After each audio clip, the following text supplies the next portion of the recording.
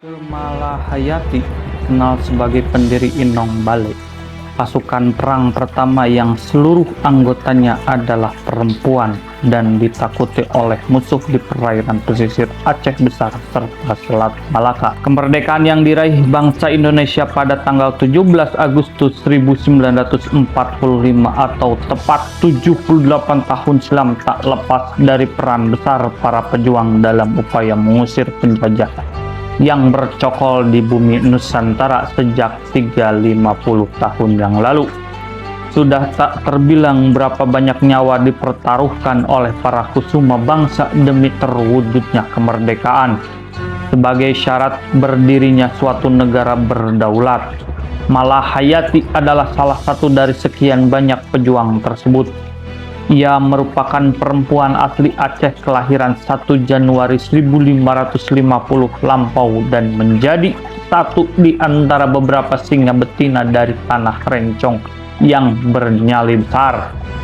Selain Cuk Nyat Din dan Cut Nyak Mutia yang melawan kolonialisme terlahir dengan nama Malahayati, ia berasal dari keluarga pengarung samudra berdarah biru. Seperti tertulis di dalam buku Wanita Utama Nusantara dalam Lintasan Sejarah karya Ismail Sofyan disebutkan bahwa ayah Malahayati yakni Laksamana Mahmud Syah adalah Panglima Angkatan Laut Kesultanan Aceh. Malahayati adalah cicit dari Sultan Salahuddin Syah, Raja kedua Kesultanan Aceh yang memerintah pada tahun 1530 sampai dengan 1539. Masa remaja Malahayati dihabiskan di lingkungan istana termasuk mengikuti Akademi Militer Matra Angkatan Laut Kesultanan bernama Ma'had Baitul Maqdis.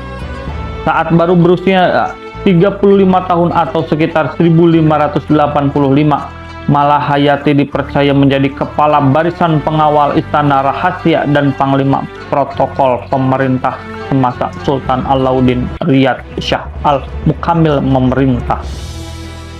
Perlawanan terhadap kolonialisme Portugis pertama kali dilakukan Malahayati lewat sebuah pertempuran di perairan Teluk Haru dekat Selat Malaka pada tahun 1586.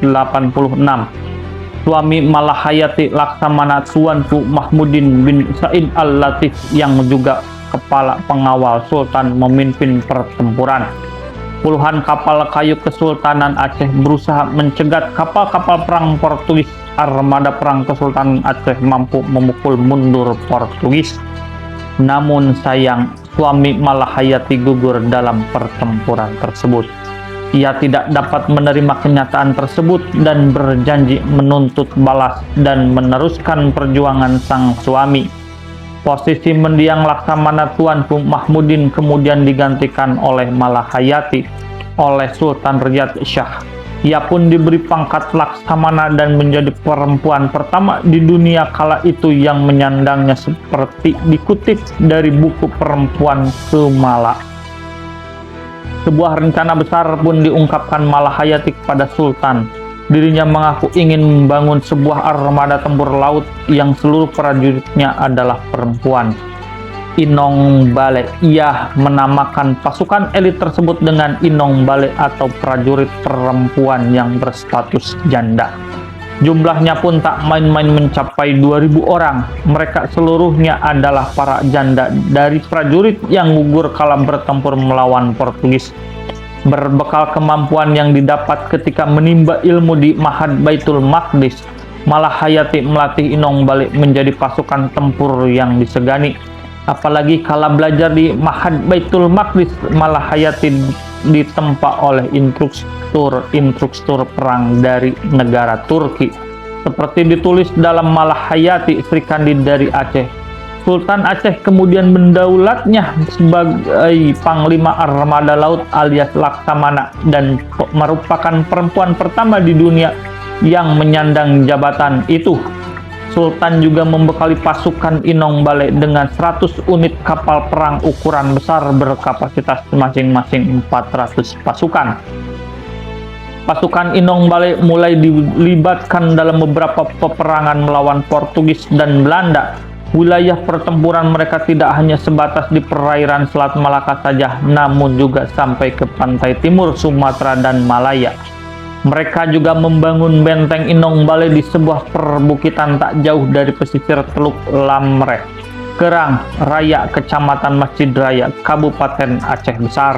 Tempat perlindungan pertama yang seluruhnya dibangun oleh kaum Hawa tersebut memiliki tinggi tembok sekitar 100 meter dan cukup aman untuk menahan serangan musuh. Benteng tersebut menjadi koloni pasukan Malahayati sekaligus pusat pelatihan tempur Inong Balai. Pasukan Malahayati juga menjalankan misi khusus, yakni mengamankan jalur laut perdagangan Kesultanan serta mengawasi pelabuhan-pelabuhan Samudra Aceh kala itu. Sampai akhirnya pada 21 Juni 1599, dua kapal Belanda De Leeuw dan De Leeuwin berisi pasukan perang dipimpin dua bersaudara Cornelis dan Frederik de Houtman ingin bersandar di pelabuhan Aceh Besar. Bumi Serambi Mekah itu menjadi tujuan kesaksian dari dua bersaudara de Houtman setelah sebelumnya menyinggahi Banten, Madura sampai ke Bali untuk berburu rempah-rempah. Hanya saja mereka terlalu menemui perlawanan masyarakat setempat karena tabiat pasukan de Houtman bersaudara yang tak disukai. Hal serupa juga dialami saat mencapai Aceh Besar.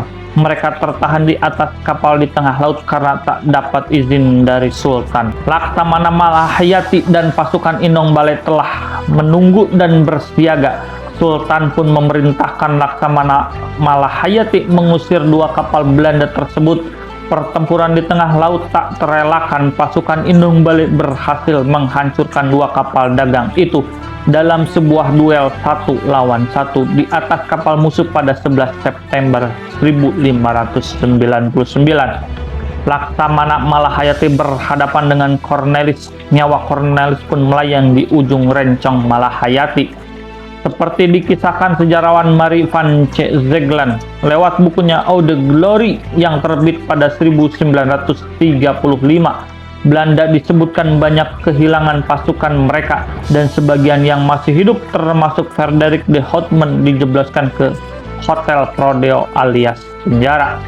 Tak hanya cakap sebagai panglima perang di laut, Malahayati juga dikenal sebagai juru runding yang piawai. Pemerintah Belanda yang mengajukan pembebasan para tawanan perang mereka yang ditahan pihak Kesultanan Aceh termasuk Frederik de Houtman. Kesultanan pun mengutus Malahayati untuk maju ke meja perundingan menghadapi Belanda. Sebuah syarat pun diajukannya, yaitu Belanda harus membayar ganti rugi atas peperangan yang mereka timbulkan demi membebaskan prajurit-prajurit yang dipenjara. Malahayati juga dipercaya menerima utusan khusus Ratu Elizabeth I bernama James Lancaster yang juga seorang saudagar dagang besar pada masanya. Lancaster mengunjungi Aceh pada 5 Juni 1602 memakai kapalnya Red Dragon. Ia mengutarakan maksud kepada Malahayati untuk membeli rempah-rempah Aceh. Seperti halnya saat mengunjungi Maluku dan Banten, misi itu berlangsung sukses karena Malahayati setuju dengan tawaran yang disampaikan Lancaster bahwa mereka hanya ingin berdagang dan bukan berperang. Malahayati wafat pada 1615 dan dimakamkan di dekat bentengnya di Desa Lamreh, Kereng Raya oleh Presiden Joko Widodo. Malahayati ditetapkan sebagai pahlawan nasional pada 9 November 2017 berdasarkan keputusan Presiden RI nomor 115/TK/tahun 2017.